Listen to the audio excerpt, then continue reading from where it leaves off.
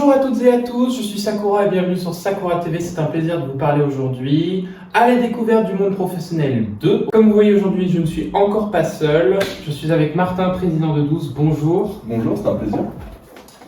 Donc, comme avec le directeur, quelques petites questions. Je vais une petite interviewer. On commence, c'est parti. Alors déjà, présente-toi aux internautes, je t'en prie. Alors, moi du coup c'est Martin Fass, actuellement j'ai 20 ans, je suis à l'ISC depuis l'année dernière, donc c'est la deuxième année de l'ISC, je suis nouveau président de Douce. Et présente Douce du coup. Alors, du coup Douce, on est une association étudiante de l'ISC Paris Campus Orléans. Notre objectif c'est de mettre en avant tous les producteurs orléanais. Sur un pied d'égalité, on essaie vraiment de faire ça bien. Pour ça, on fait des boîtes mystères avec des produits locaux qu'on revend, mettre un apporté qui est vraiment particulier à des entreprises pour les CSE, ça va du tout. Et grande nouveauté de cette année, on s'est lancé dans des boîtes à thème, du coup, avec un thème, la première qui est sortie, c'est le thème apéritif. Et il y en a deux nouvelles qui arrivent avec le thème petit déjeuner et bien-être. À côté de ça, on essaie de faire d'autres choses, notamment on essaie de lancer une cafétéria au sein de l'ISC, on essaie d'organiser un maximum d'événements pour sensibiliser les étudiants de l'ISC principalement à l'entrepreneuriat local. Entreprendre local, c'est quelque chose qui nous tient vraiment à cœur chez Douce. Et voilà, je pense avoir fait le résumé. Bien sûr, je ne suis pas tout seul chez Douce, on est 10 personnes, il y a des commerciaux, il y a de la communication, il y a un pôle gestion, et je suis co-présidente du coup qui m'aide à présider cette association qui s'appelle Marco. Évidemment, vous retrouvez toutes les informations de Douce, que ce soit le site internet et les réseaux sociaux dans la description, alors n'hésitez pas à checker tout ça. En quoi consiste ton rôle de président chez Douce? Alors, le rôle de président, je pense qu'il a plusieurs portées. Déjà, c'est un rôle de représentation. Quand il faut aller sur un événement ou quoi que ce soit du style, c'est moi qu'on priorise à envoyer pour représenter notamment auprès du pouvoir public, auprès des grosses entreprises, etc. Je pense qu'aussi, il y a une deuxième partie, c'est le management. Le management de tout le monde. Il faut être averti sur ce que tout le monde fait déjà, et il faut savoir peut-être pas le faire parce que sinon il n'y aurait aucun intérêt à ce qu'il soit là. Mais surtout, il faut comprendre les capacités de l'équipe. Savoir que par exemple une communication, ça peut pas se faire en 3 minutes comme on pourrait penser, que une story ça prend peut-être une heure de travail. C'est ce genre de choses, c'est manager l'équipe, attribuer les rôles de chacun, leur dire si ce qu'ils font c'est bien ou pas. Il faut savoir aussi régler les conflits entre les membres de l'équipe. C'est quoi une journée type pour toi, en tant que président de Douce? Moi j'arrive chez Douce sur les coups de 13h30, une petite demi-heure avant les autres. Comme ça, moi ça me laisse le temps de traiter mes mails tranquille. Comme ça, j'ai pas un temps dédié à traiter mes mails, je le fais avant. Ensuite, forcément, du coup, les autres membres arrivent, donc on discute. Souvent, on discute pendant une quinzaine, vingtaine de minutes et après on se met au travail vraiment. Je trouve que c'est important d'avoir cette ambiance générale, qu'on soit tous apaisés, etc. Et après, tout simplement, il faut dire à telle personne, fais ça, fais ci. La plupart du temps, ils sont autonomes, donc ça va. Mais il faut aussi essayer de prévoir. Quand on est président, c'est un peu nous qui sommes en charge de l'emploi du temps sûr de l'asso. Et c'est ça qui est intéressant, c'est que on sait tout ce qui se passe et on doit gérer tout ce qui se passe. On doit être là en permanence à dire à telle personne, par exemple les commerciaux, aujourd'hui vous allez faire du téléphone pour contacter des CSE pendant que la gestion s'occupe des stocks. Moi ce que je fais aussi beaucoup, c'est que j'ai pas une équipe assez grande et comme ils sont très autonomes, j'ai pas tout le temps derrière leur dos. Donc ça me permet d'avoir du temps pour soit aider sur les stocks, parce que sur les stocks on a beaucoup de produits à gérer, soit d'aller tout simplement aider sur là où il y a besoin. Si les commerciaux ont besoin d'aide pour aller contacter une entreprise et que la personne est toute seule, qu'elle se sent pas qu'elle est toute seule parce que c'est une grosse entreprise, etc., gérer avec elle. Voilà. C'est un peu un rôle multitâche, mais vraiment axé représentation et management. On va faire une aparté sur Douce et on va parler un petit peu de toi.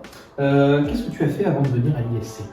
Alors moi, avant de venir à l'ISC, déjà je suis originaire de Seine-et-Marne, donc en Ile-de-France, vers Fontainebleau, dans ces eaux-là.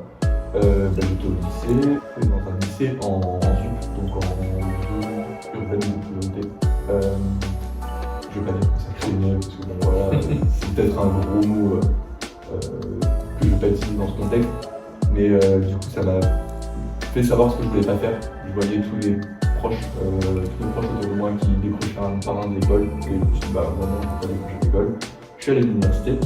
Et si je suis à l'ISC aujourd'hui, c'est que j'ai décroché de l'école, forcément. Mais après, j'ai su rebondir parce que mes parents étaient derrière moi. Ils m'ont dit non, il faut que tu continues. J'avais cet appétit pour le contact humain, pour toujours être en lien avec l'humain. Et du coup, je me suis dit, une école de commerce, je suis en lien avec l'humain, ça ouvre plein de portes.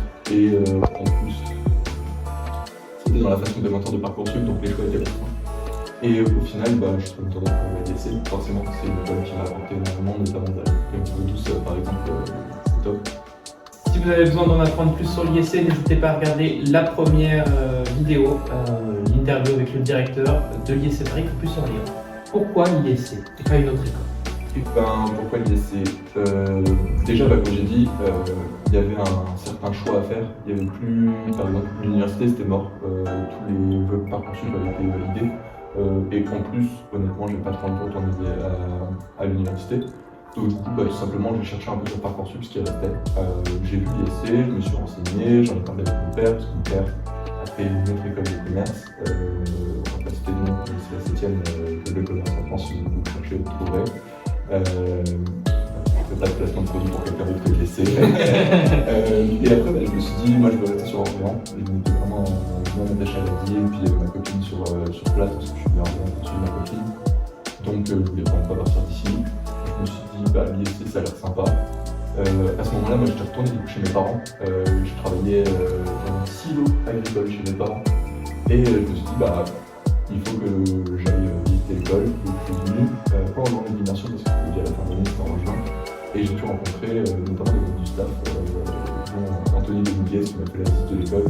Et je trouvais dingue du concept de notre étudiante, dingue du concept tout simplement de l'ISC, d'être assez libre et tout en étant un peu en permanence entouré de gens capables de nous aider. Et je pense que c'est ça qui a fait que j'ai choisi l'ISC. Et aussi un point très important, c'est la pression de mes parents qui voulaient absolument que je retourne à l'école. Et en vrai, je les remercierai jamais assez. C'est vrai que le stylo agricole c'était sympa, mais on peut aspirer à mieux. Il faut savoir qu'à l'ISC, du coup, on peut soit choisir une entreprise déjà existante, soit en créer une. Et du coup, dans ce thème-là, pourquoi avoir choisi Douce? Alors, oui, moi j'ai pas du coup créé Douce. Douce a été créé avant par des aînés, j'aime bien dire ce mot, par des aînés. Ça a été créé en 2019 et ça a commencé vraiment à exister en 2021 à cause du confinement, etc. Donc moi je suis arrivé en 2022. Donc ça faisait déjà un an que la boîte existait. Et j'ai rejoint Douce parce que je trouvais que c'était la seule entreprise de l'ISC qui offrait cette alternative commerciale. C'est la seule lycée qui avait ça, ce côté un peu relationnel commercial. Oui. Moi je trouvais que c'était important. Ça donnait plusieurs aspects aussi. Chez Douce, il y a tout. Il y a du commercial, il y a de la communication, il y a de la gestion, il y a du management, il y a besoin de tout. Et je me suis dit, c'est vraiment une asso dans laquelle je vais pouvoir évoluer pendant les 2 années où je serai là.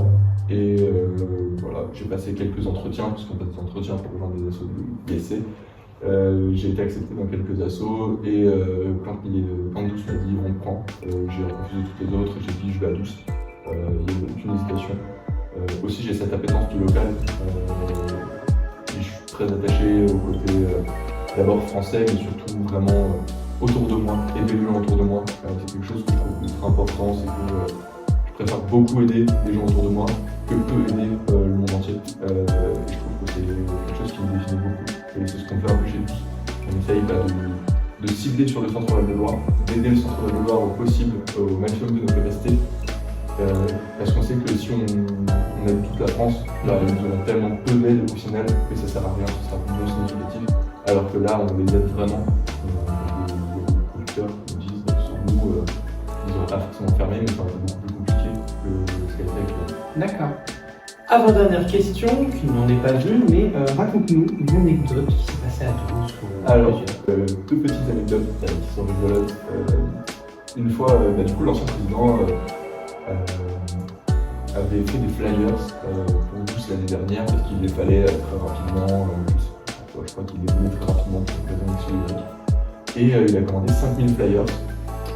Sauf qu'il y avait une faute d'orthographe dedans. Donc on a racheté des stickers à coller sur les flyers, on a collé 500 ou 700. Avant de se rendre compte qu'en fait il y avait 2 fautes d'orthographe dans le flyer. Ah oui. Comme on a fait ça très rapidement, on n'a pas vu. Et du coup on les a tous broyés et aujourd'hui on les utilise comme le paillage de nos boîtes apéro. Donc Comme quoi, Le il faut recyclage. faire attention à l'orthographe. C'est ça. Et la deuxième petite anecdote, c'est l'anecdote qui m'est arrivée la semaine dernière chez tous. C'est que j'ai des commerciaux qui sont allés chercher des produits et qui ont mangé un des produits parce qu'ils pensaient que c'était un cadeau du producteur. En fait, le producteur a donné le produit et a dit tenez, il y a celui-là en plus, il ne rentrait pas dans le colis. Et eux ont compris que du coup, c'était un cadeau pour eux et ils l'ont mangé. Et du coup, il nous manquait un produit pour remplir une commande et on doit attendre mercredi pour avoir un produit. Voilà, c'est assez rigolo, surtout que finalement ça a fait grave retombé. La personne n'a compris la livraison. La personne qui nous fait livrer très bien compris, très bien réagi, très sympa. On a la chance de bosser chez tous avec des gens très gentils en règle générale, donc ça nous arrange. D'accord. Et du coup, dernière question, est-ce que tu as un conseil à donner aux personnes qui ne savent pas forcément quoi faire plus tard? Eh ben, moi je savais pas quoi faire plus tard et honnêtement, je sais toujours pas ce que je vais faire plus tard. Ça peut paraître un peu ironique parce que bon, il va falloir que je choisisse une alternance l'année prochaine. Mais le plus simple, c'est pas de savoir ce qu'on veut faire, c'est de savoir ce qu'on veut pas faire. Moi je sais déjà ce que je veux pas faire. Je sais déjà tout ce que je veux pas faire. Enfin, pas tout ce que je veux pas faire, mais je sais déjà exactement ce que je veux pas faire. Et je pense que c'est le plus important, savoir ce qu'on veut faire. C'est beau, mais au final, on ne restera jamais dedans. Je pense à mon père qui a toujours voulu faire de la vente. Il a fait 20 ans en vente et aujourd'hui, il a complètement changé parce que ça ne lui plaisait plus. Et en fait, moi, je pars du principe que je vais faire pareil. Je le sais déjà. Donc, plutôt que de savoir ce que j'aime et ce que je veux faire, je sais ce que je veux pas faire et ce que j'aime pas. Et je pense que c'est le plus important. Question rapide, c'est quoi la spécialité que tu as envisagé là de prendre? J'ai envisagé le management durable. D'accord. Plusieurs raisons. Déjà parce que le management, c'est quelque chose qui m'attire particulièrement parce que j'aimerais bien plus tard faire de l'entrepreneuriat. Ouais. Un peu comme toutes les personnes à l'ISC, forcément. Et surtout le côté durable. Je suis très impliqué dans l'écologie, chez nous, assez impliqué dans l'écologie. Je pense qu'il y a beaucoup de gens qui parlent d'écologie sans rien savoir dessus. Ouais. Et que ça dessert complètement la cause. Et que ça dessert un peu toutes les causes actuellement de parler sans savoir. Et du coup, je veux me renseigner de la meilleure des façons. Donc, je me suis dit pourquoi pas passer par l'école. Et voilà. Ouais, très bien.